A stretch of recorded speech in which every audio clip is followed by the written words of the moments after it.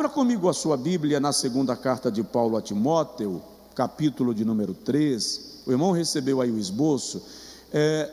Ao longo desta série de mensagens, eu estou entregando o esboço para o irmão. Não é um hábito, tá? É a primeira vez que a gente faz isso. Estamos aí há um mês nesse projeto. E eu até falei com os irmãos: você vai compilando, não pega e joga fora não. Se você não quero, pastor, já tem um papel demais na minha vida, deixa no balcão da diaconia quando terminar o culto, tá bom? Mas nós estamos trazendo uma orientação doutrinária para a igreja, para denotar qual é a nossa declaração de fé, tá bom? Todos que puderem, se coloquem de pé, por gentileza. Durante o mês de julho, eu fiquei aqui falando sobre a sã doutrina. Qual é o conceito de doutrina bíblica? O que é perseverar na doutrina? O irmão tem todos estes esboços. Este mês nós vamos falar todas as terças sobre as Sagradas Escrituras, tá? Sobre as Sagradas Escrituras. Desenvolver a nossa habilidade e afinidade no manuseio da Bíblia, no conhecimento e no livro que fundamenta a nossa fé. Então, nós vamos ver a segunda carta de Paulo a Timóteo, capítulo de número 3, versículo de número 14 até o 17. Quantos encontraram e podem dizer amém? Tu, porém, permanece naquilo que aprendeste e de que foste inteirado, sabendo de quem o tens aprendido, e que desde a infância sabes as sagradas letras, que podem fazer-te sábio para a salvação pela fé que há em Cristo Jesus. Toda a Escritura é divinamente inspirada e proveitosa para ensinar, para repreender, para corrigir, para instruir em justiça, para que o homem de Deus seja perfeito e perfeitamente preparado para toda boa obra. Diz amém. Agora diga comigo: Senhor, aplica a tua palavra em meu coração. Amém. Podem sentar, amados. Eu vou pedir, se possível, a nossa equipe de mídia, coloca o tema da mensagem aí na tela para quem está acompanhando. O livro mais transformador que existe. O livro mais transformador que existe.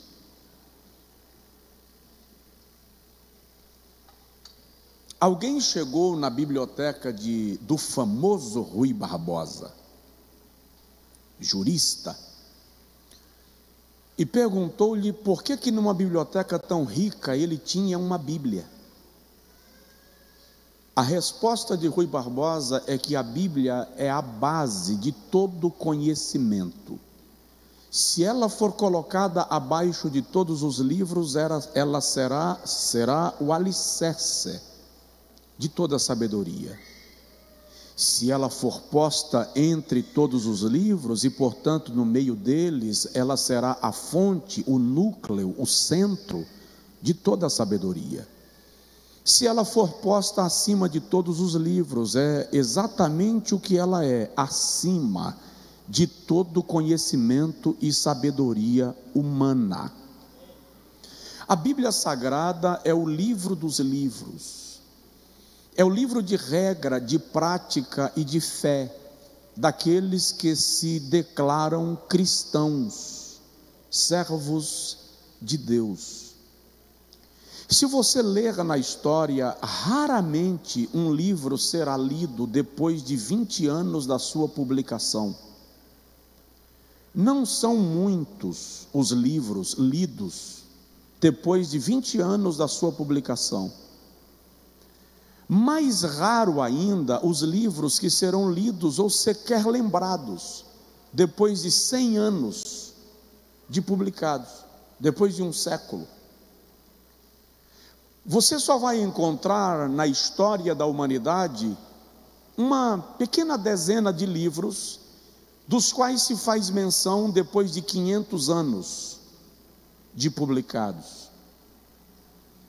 Talvez 3 ou 4 livros são lembrados depois de 1000 anos de publicados. A Bíblia Sagrada prevalece, perdura, permanece há mais de 2000 anos na história da humanidade. E o detalhe, sem precisar de revisão, sem precisar ser atualizada. As suas mensagens são firmes, os assuntos que ela toca não ultrapassam, não perdem a sua validade. É incrível como a Bíblia atinge de igual modo todas as culturas, todos os idiomas, todas as faixas etárias, todos os níveis culturais, todos os setores, e atende de maneira plena e absoluta a cada um. Se você lê o Salmo 23 para um russo, ele lê como se Davi estivesse conversando com ele. Se você lê o Salmo 23 para um chinês, ele lê como se fosse para ele. Você ouve um africano lendo o Salmo 23, ele lê como se fosse para ele. A Bíblia é o único livro que cada pessoa que lê sente-o falando consigo, a despeito da sua nacionalidade, etnia, grupo social, credo ou crença. É um livro completo, é um livro pleno. Numa das mensagens que preguei aqui há alguns anos atrás, eu fiz 3 perguntas com as suas respostas, e eu comecei dizendo assim: por que eu creio na Bíblia? Porque ela não é o resultado da visita de um anjo a um homem altamente espiritualizado. Porque eu creio na Bíblia? Porque ela não é o resultado de uma visão dada para alguém em transe. Porque eu creio na Bíblia? Porque ela não é o resultado de um texto rebuscado de um religioso, seja ele padre, pastor ou papa. A Bíblia não é o resultado da mente humana. A Bíblia é o resultado da inspiração de Deus. Vou fazer uma pergunta que você não vai precisar responder, mas é bom guardar. Paulo diz para Timóteo assim: tu, porém, permanece naquilo que aprendeste, sabendo de quem o tens aprendido. Eu tenho que te perguntar, você sabe de quem você tem aprendido? Você sabe com quem está aprendendo? Qual é a fonte que você consulta para conhecimento bíblico?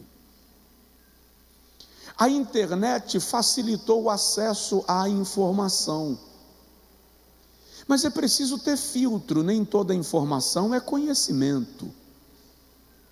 Existem pessoas sendo orientadas por fontes que elas não conhecem, ouvindo orientações e estudos e explicações que eles não sabem qual é a fonte. Então, lá vai a pergunta: de quem você tem aprendido? Qual é a fonte de onde você retira conhecimento pelo ensino das Sagradas Escrituras? Isso é muito importante. O Brasil é um terreno fértil para heresias, e tem heresias para todo gosto e até para quem não tem gosto.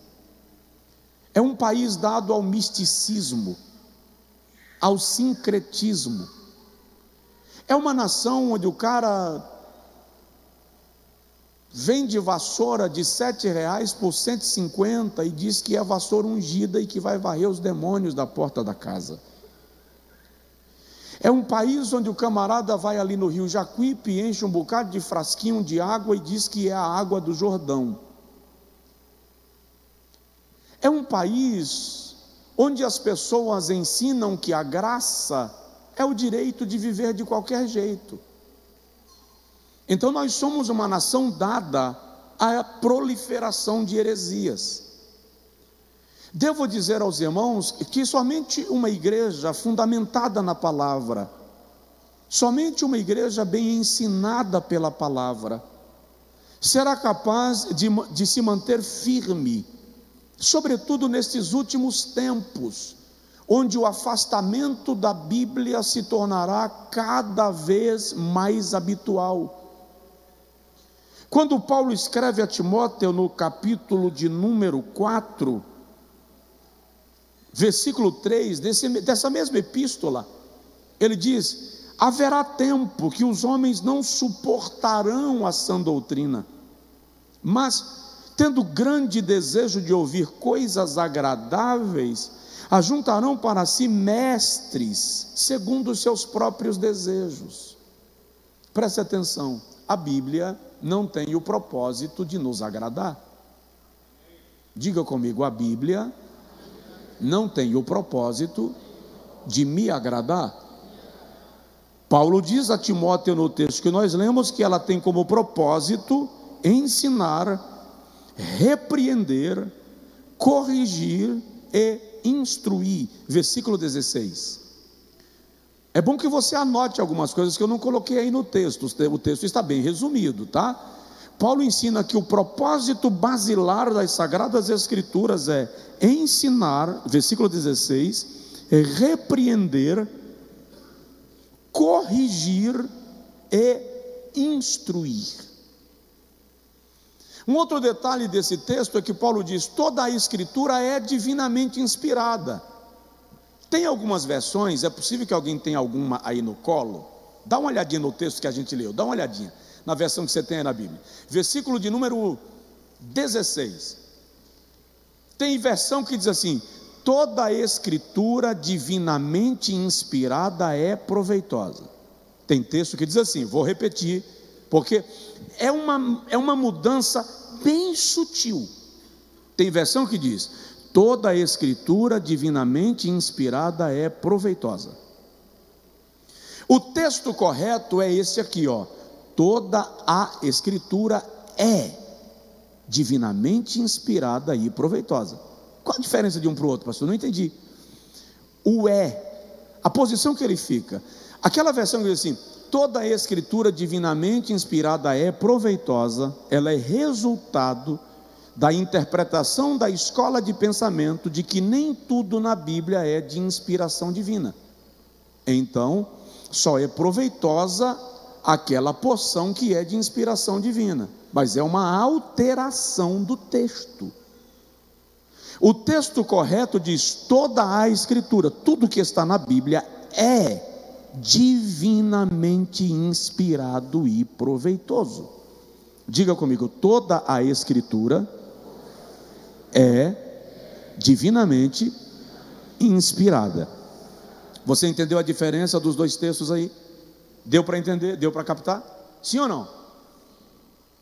Fala se deu, porque se não deu a gente repete esse trem, porque é importante você entender, tá?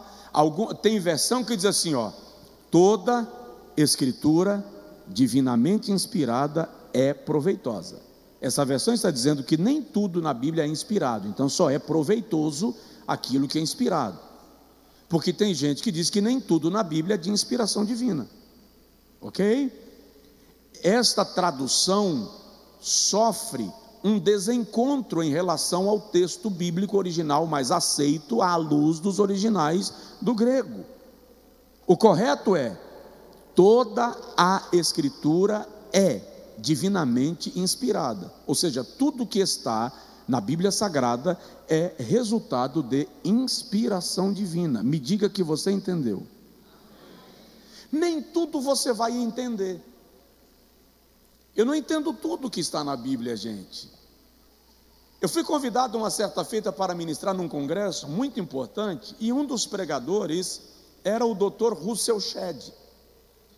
Ele era uma autoridade, suma autoridade em Bíblia. Não se questiona isso, é uma referência internacional em Bíblia. E eu pensei comigo, eu não vou me preocupar muito, porque Russell Shedd não vai estar lá para me ouvir, né, gente? Pelo amor de Deus. Quando eu cheguei para a hora da ministração, o mestre de cerimônia disse assim: vamos convidar o Dr. Russell Shedd para orar pelo pastor da ministração de agora. Quase o telhado do ginásio cai na minha cabeça, né? Depois você pesquisa quem foi Russell Shedd. Aí lá vem ele, bem tranquilão, com a calça cheia de bolsão, aquelas calças americanas, né? Um sandalhão, camiseta gola polo. Fez a oração e eu preguei, e enquanto eu ministrava, ele anotava. E eu me perguntava, o que ele está anotando, né? E ele era uma autoridade em Bíblia. Quando eu terminei de pregar, eu me aproximei dele e falei assim: Dr. Russell Shedd, tem um versículo na Bíblia que eu não entendo. Ele riu e disse assim: só um? Senta aqui. Eu conversei com ele 1h30 e acabei esquecendo de pedir a explicação do versículo que eu não entendia, tá? Então, não é tudo na Bíblia que você entende. E quando ele disse só um, ele estava dizendo: tem muitos que eu não entendo. É por isso que requer que nós tenhamos afinco, busca, saber a fonte que nós utilizamos para estudar a Bíblia. É óbvio que eu preciso pensar na Bíblia em duas perspectivas. Já falei disso aqui. Eu preciso pensar na Bíblia como livro e na Bíblia como mensagem. Como livro, eu preciso conhecer a sua estrutura literária para saber manuseá-la. Quer ver uma prova disso? Fecha a sua Bíblia, por favor. Fecha a sua Bíblia, por favor. Fechou? Por gentileza, abre a sua Bíblia agora no Evangelho segundo Mateus, capítulo de número 29.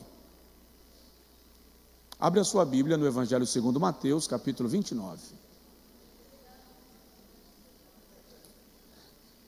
Não tem? Exatamente, não tem. Então, eu preciso conhecer a estrutura literária da Bíblia, a sua formação, a sua composição literária. Não vai dar tempo eu pregar o esboço todo que eu lhe dei para hoje, não vai dar tempo. Não vai. Por exemplo, você sabia que a Bíblia não foi escrita dividida em Antigo e Novo Testamento? Essa divisão só aconteceu no ano 1250, em Antigo e Novo Testamento. Para os judeus, a expressão Antigo Testamento não é uma expressão bem vista. Eles usam o termo Primeiro Testamento e Segundo Testamento. A divisão em capítulos só acontece depois de 1250. E a divisão em versículos só acontece em 1445, ano em que foi inaugurada a prensa, ou a máquina de imprimir, de prensar. A Bíblia foi o primeiro livro a ser impresso na história da humanidade. Já é um motivo para você dar um glória a Deus e você não entendeu. A Bíblia é o primeiro livro a ser impresso na história da humanidade. Anota esse trem, essa informação é importante. A primeira Bíblia a ser impressa, completa, Antigo e Novo Testamento, com divisão em Antigo e Novo, divisão em capítulos e versículos, é a Bíblia que nós conhecemos como a Bíblia de Estudo de Genebra, que foi publicada completa no ano 1560, portanto, alguns anos depois da Reforma Protestante. É importante conhecer a estrutura da Bíblia. Por exemplo, você sabia que o Antigo e o Novo Testamento são divididos em grupos de livros? Eu chamo de tomos. De Gênesis a Deuteronômio se chama Pentateuco, conjunto de 5 livros que trazem a lei mosaica, o nascimento da nação de Israel e a estrutura legisladora desta nação. De Josué até o livro de Esté se chamam livros históricos. Pode anotar se você quiser. São livros que narram a libertação de Israel, a conquista da terra, a organização de Canaã. Israel vive um período de governo teocrático, ou seja, Deus governa através de homens. O livro de Samuel é um dos livros mais importantes da Bíblia. Por quê, pastor? Porque ele mostra a transição do sistema de governo, de teocrático para monárquico. O livro de Samuel narra a história dos 3 primeiros reis de Israel. Então são os livros históricos. Depois nós temos um outro grupo de livros chamados de poéticos, que vão de Jó a Cantares de Salomão. Você sabia que o livro de Jó, essa pergunta eu tenho que fazer, eu tenho que fazer. Você sabia que o relato do livro de Jó se dá lá no período do livro do Gênesis? Quem sabia, levanta a mão. Só uns 5. Onde você estava no dia que eu preguei sobre isso aqui? Me conta. Porque eu preguei sobre isso aqui. Depois dos poéticos vêm os livros proféticos. E aí os proféticos são divididos em profetas maiores e profetas menores. Pastor, eu pensei que eu vim para um culto de poder, eu vim para uma aula de escola dominical. Irmão, é porque o que te dá poder é conhecer a palavra de Deus. Poder sem conhecimento é mero barulho. Poder sem conhecimento é barulho de lata vazia. Então os livros proféticos são divididos em profetas maiores, que vão de Isaías até Daniel, e os profetas menores, que vão de Oséias a Malaquias. Na Bíblia judaica, os profetas menores formam um só livro. Na nossa Bíblia são 12 livros, não altera o conteúdo. A questão é que lá foi feita uma composição com o ministério dos 12 profetas num só livro. Quando esses profetas foram separados por tomos distintos, livros distintos, por volta do ano 200 depois de Cristo, quando foi feita a tradução da Bíblia chamada Vulgata Latina, utilizando o grego vulgar, o grego popular, o idioma que a população falava, por isso que ela é chamada de Vulgata, vem de vulgo, aquilo que todo mundo conhece, que foi feito com base no grego koiné, ou idioma popular que o povo falava nos dias da tradução. É importante conhecer tudo isto, e é importante você saber que Deus se revela por meio da sua palavra. Eu vou repetir: Deus se revela por meio da sua palavra. Deus escolheu pelo menos 2 formas básicas, singulares e fundamentais para a sua revelação. Está aí. A primeira foi a criação. Deus se revela na criação. Salmo de número 19 diz assim: os céus proclamam a glória de Deus, e o firmamento anuncia as obras das suas mãos. Um dia faz declaração a outro dia, e uma noite traz revelação a outra noite. Não há voz, nem fala, mas em toda a terra se ouve as suas palavras. Deus se revela na criação. Romanos capítulo de número 1, versículo de número 19, o apóstolo Paulo diz que tudo o que de Deus se pode conhecer está revelado na criação. Essa referência está aí.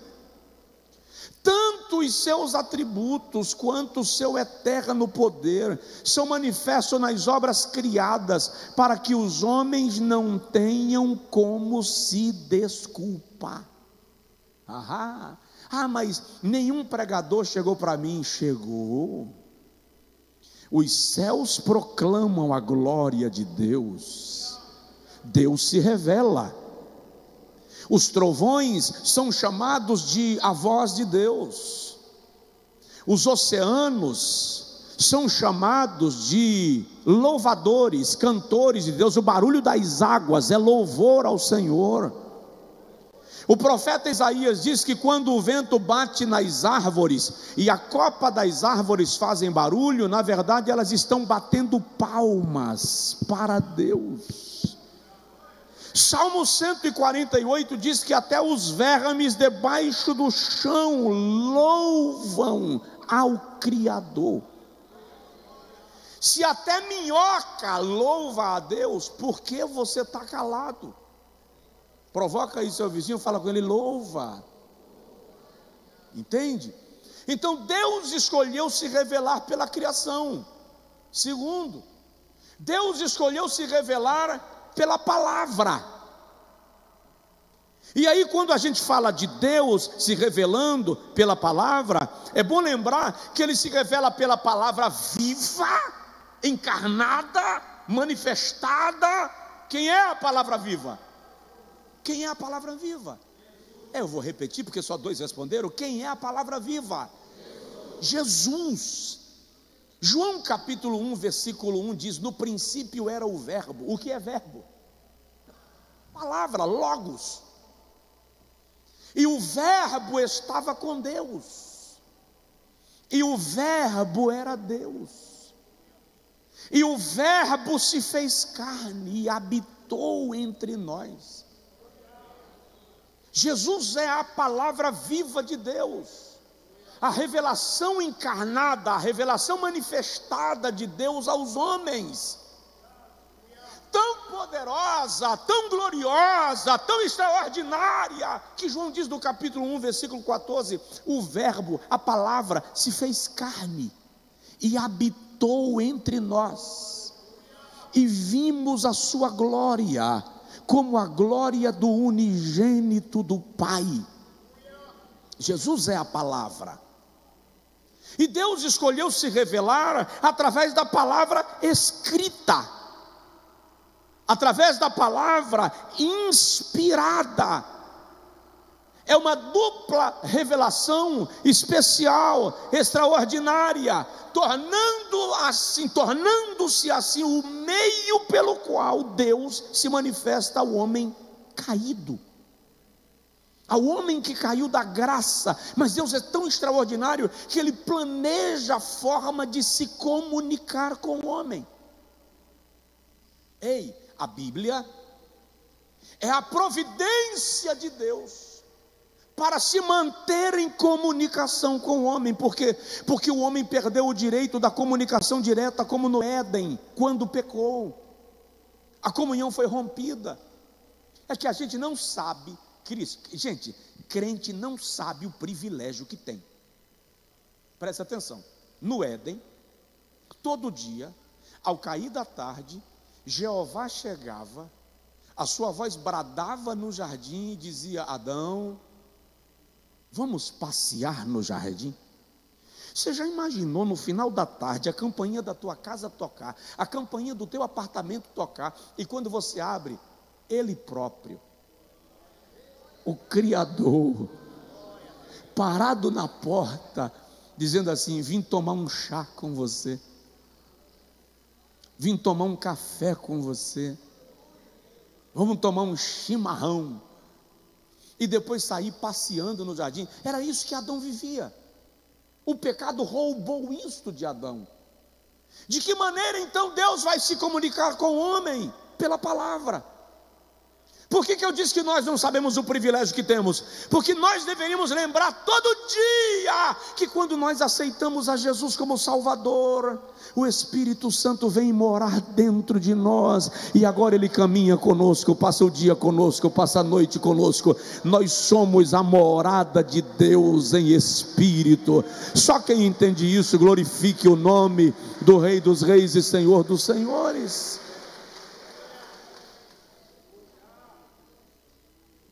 Mas o Senhor se faz manifesto pela palavra, de tal modo que o salmista diz: a tua palavra escondi no meu coração, para eu não pecar contra ti. Alguém pode perguntar: pastor, por que eu preciso da Bíblia de fato?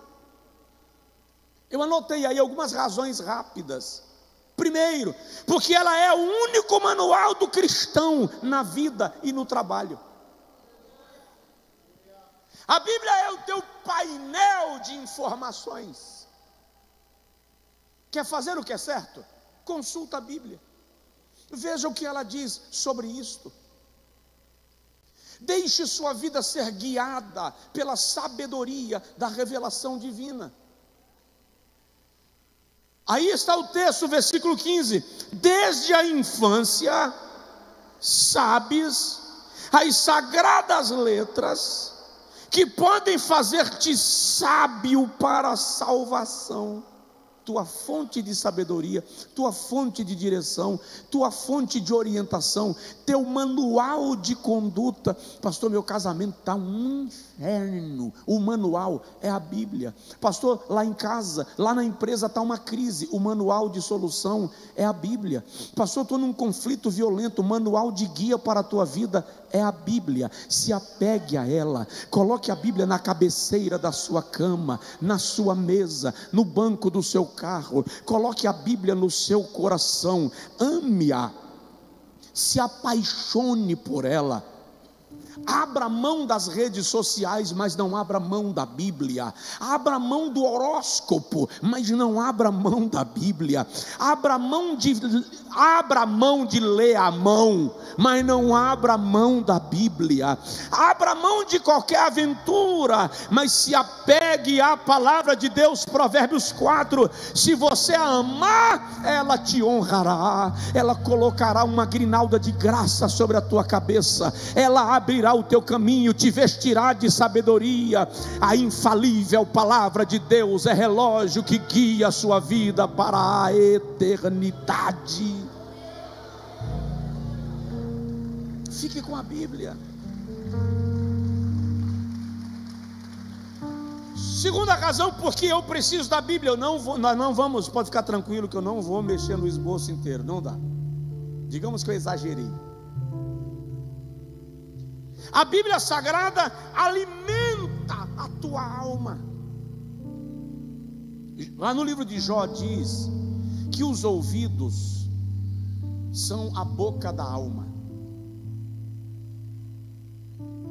Então eu vou fazer uma pergunta: o que você almoçou hoje? Quem lembra o que almoçou hoje? Levanta a mão. Vocês estão bons de memória. O que você comeu agora à noite? Ah, pastor, nem comi, vi do trabalho direto para a igreja. Estou comendo até a perna da cadeira. Ok, você sabe do que você alimentou o seu corpo. Então eu vou perguntar: que tipo de comida você está dando para a sua alma? O que você ouve? Jeremias capítulo 15, versículo 16. Jeremias diz assim: acharam-se as tuas palavras e eu as comi, e as tuas palavras eram para mim o gozo e a alegria do meu coração. Do que você se alimenta? O que é que você ouve? O que é que toca no teu carro? Você dorme ouvindo o quê? O que é que você acorda ouvindo? Tem gente que não sabe porque deita para dormir e acorda como se tivesse passado a noite trabalhando no machado. Porque vai dormir ouvindo lixo. Faz da sua alma um receptor de dejetos. O que você ouve primeiro? Eu conto uma história engraçada. Essa semana eu estava levando Catarina para a escola. Eu vou dizer a vocês o cantor que eu coloquei para tocar no carro, mas quase ninguém aqui sabe quem é. Eu coloquei Edgar Martins para cantar no carro. Santo, santo, santo, Deus onipotente, cedo de manhã cantaremos seu louvor. Catarina fez assim: essa música aí é dos anos 60, né, papai? Eu falei: como é que tu sabe disso, menina? Onde é que tu já ouviu essa expressão, anos 60?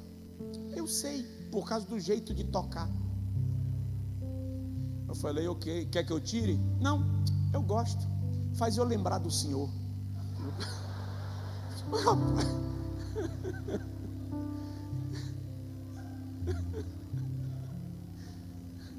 Me chamou de velho assim, né? Vai lá, coroão, vamos lá. O que você ouve quando acorda?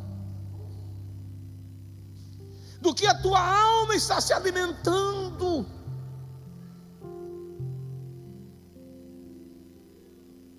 Mateus capítulo 4, Jesus diz para o diabo: nem só de pão viverá o homem, mas de toda palavra que sai da boca de Deus. O apóstolo Pedro escreve na primeira epístola, capítulo 2, versículo 2, e diz: desejai, como meninos recém-nascidos, o aleitamento materno. Uma igreja que não anseia pela palavra não é digna de ser chamada igreja.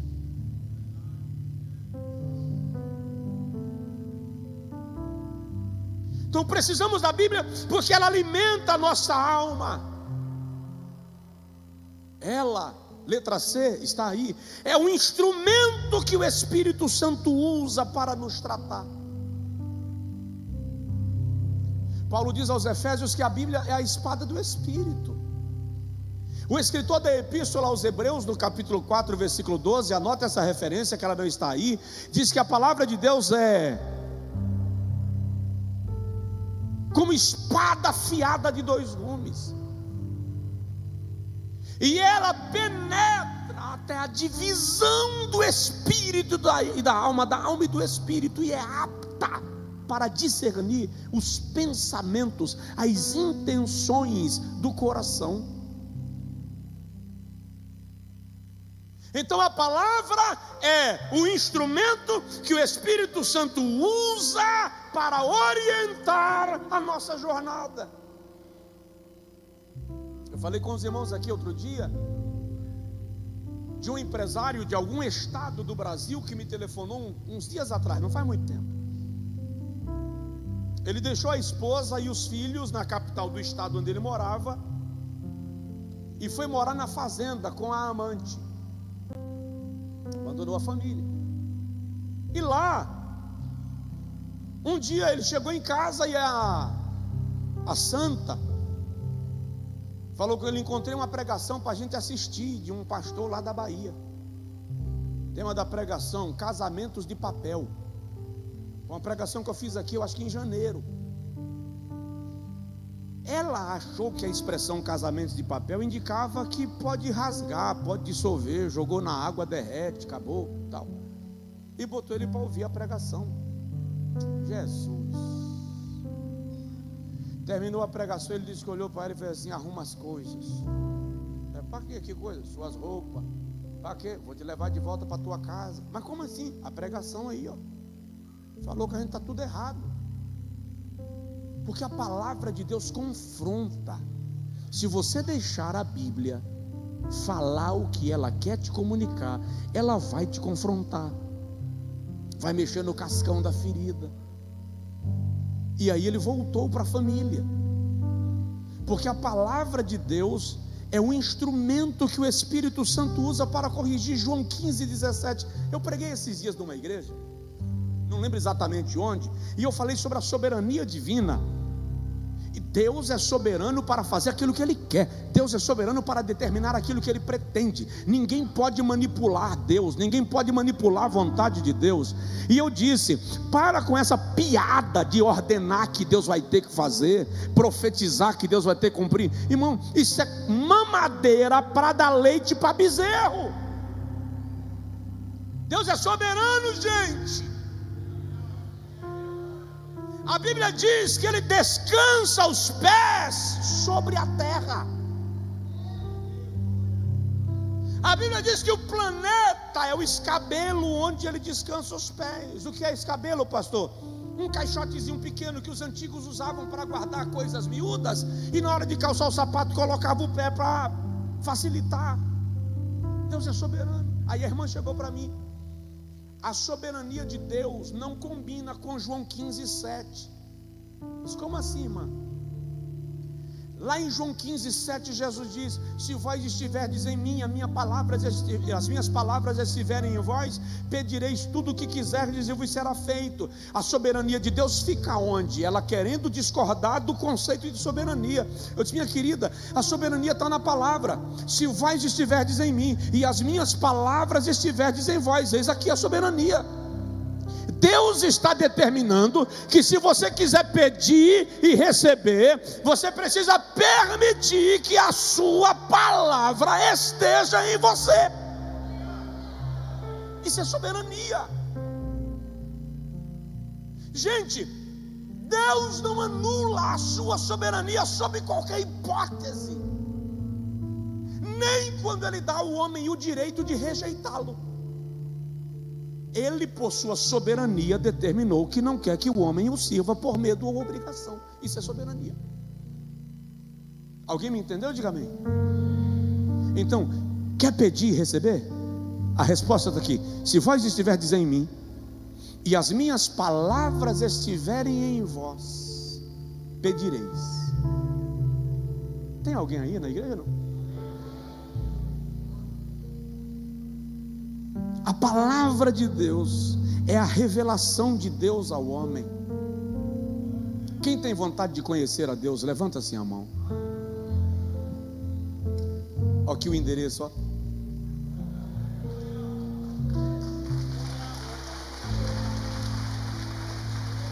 Jeremias 9:23. Se alguém quiser gloriar-se, glorie-se em me conhecer. Oséias 6:3. Conheçamos e prossigamos em conhecer ao Senhor. Romanos capítulo 1, versículo 18 até o versículo 20, eu já citei, mas vamos ler. Paulo diz aos romanos assim: pois do céu é revelada a ira de Deus contra toda a impiedade e injustiça dos homens que detêm a verdade em injustiça. Porquanto o que de Deus se pode conhecer, neles se manifesta, porque Deus lhe manifestou. Pois os seus atributos invisíveis, o seu eterno poder e divindade, são claramente vistos desde a criação do mundo, sendo percebidos mediante as coisas criadas, de modo que eles são inexcusáveis, porquanto tendo conhecido a Deus, não o glorificaram como Deus, nem lhe deram graças, antes nas suas especulações se desvaneceram, e o seu coração insensato se obscureceu. Quando o homem decide viver segundo o seu próprio propósito, ele perde a condição de conhecer a Deus. Mas olha para mim, Deus não quer ser o Deus distante, Ele quer se revelar a você.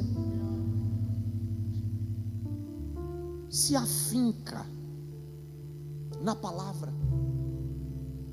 Para de pensar que a Bíblia é o seu livro mágico, que você coloca na cabeceira da cama para não ter pesadelo. Eu coloco aberta no Salmo 91, que é para os espíritos maus não se aproximarem. Não, a função não é essa. A Bíblia não é amuleto. O anjo do Senhor acampa-se ao redor dos que o temem e os livra. Leia a Bíblia para conhecê-la, e a partir do momento que você conhecê-la, você conhecerá a Deus, porque Ele deseja se revelar a nós, Ele deseja se manifestar a nós, Ele deseja que nós não o sirvamos à distância, mas que nós o sirvamos por conhecê-lo. Já vou concluir, terça que vem a gente continua.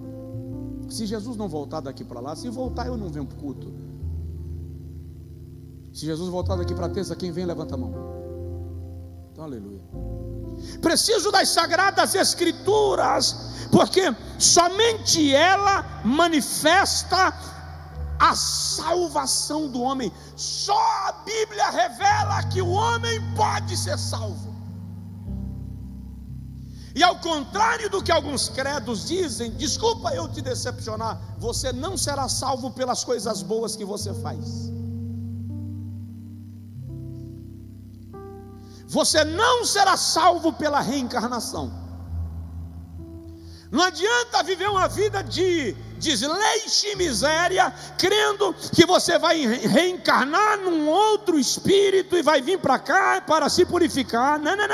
Você não vai nascer como rato, como barata, como lagartixa, como ensinam algumas filosofias e credos religiosos. A Bíblia nos ensina que nós seremos salvos pela graça mediante a fé em Cristo Jesus nosso Senhor. A Bíblia revela que há esperança para o pior dos homens. Diz aí para o seu vizinho: você pode ser salvo. Agora diz para o outro vizinho: eu não posso ser salvo, eu já sou salvo.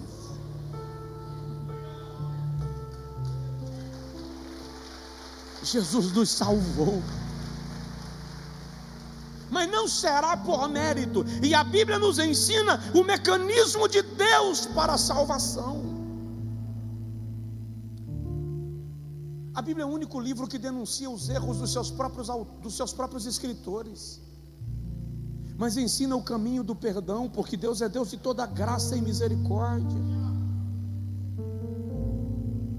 Porque eu preciso da Bíblia? Eu preciso da Bíblia porque somente ela é a revelação da verdade. Você vai ler na Bíblia coisas que você não vai gostar. Ela vai te dizer coisas que você não vai ficar confortável. A Bíblia vai te dizer coisas que não vão acarinhar a sua alma, porque tem coisas que a Bíblia diz que não acarinham a minha. Em alguns momentos dá vontade de perguntar a Deus se foi isso mesmo que Ele quis dizer. João 17:17 diz: santifica-os na verdade. É na verdade que nós somos transformados.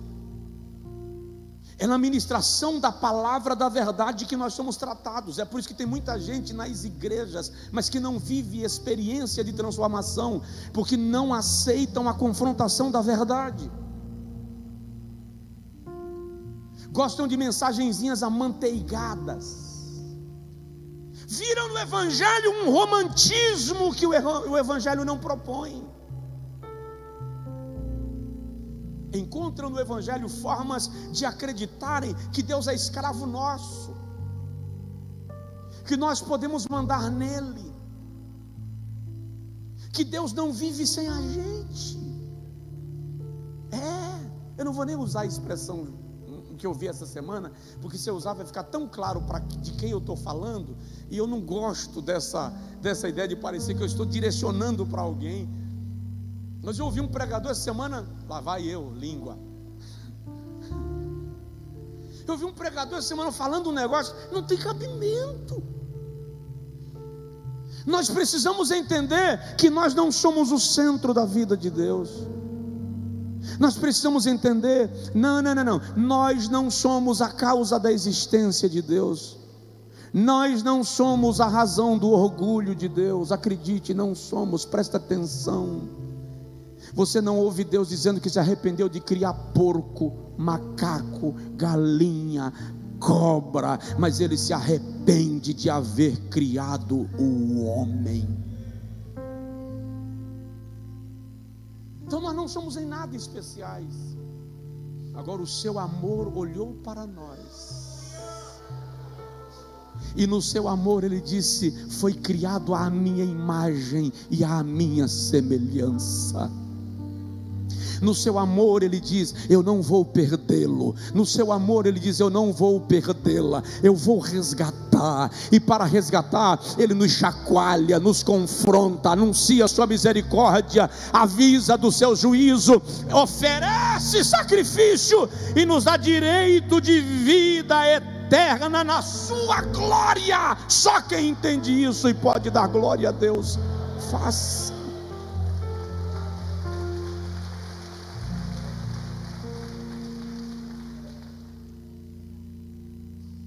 É isso aí, Deus nos ama. A gente vai terminar entendendo Eu preciso da Bíblia porque só ela me apresenta Jesus. Eu estava no Museu da Assembleia de Deus semana passada, lá em Belém, e tive a oportunidade de ir numa sala onde tem os esboços dos pioneiros da igreja no Brasil. Daniel Berg, Gunnar Wingren, Samuel Nistrom e outros. E o irmão que estava nos guiando, entre eles o pastor Felipe, ele disse assim: pastor Josué, uma das coisas características dos pregadores do século passado da igreja no Brasil, mesmo quando eles liam o Antigo Testamento, eles apontavam aquela mensagem para Cristo, tudo apontava para Jesus. Eles liam sobre Jacó e encontravam na história de Jacó tipos de Jesus. Eles liam sobre Abraão e encontravam na história de Abraão tipos para Jesus. Jesus é o centro das Sagradas Escrituras. Jesus é a base.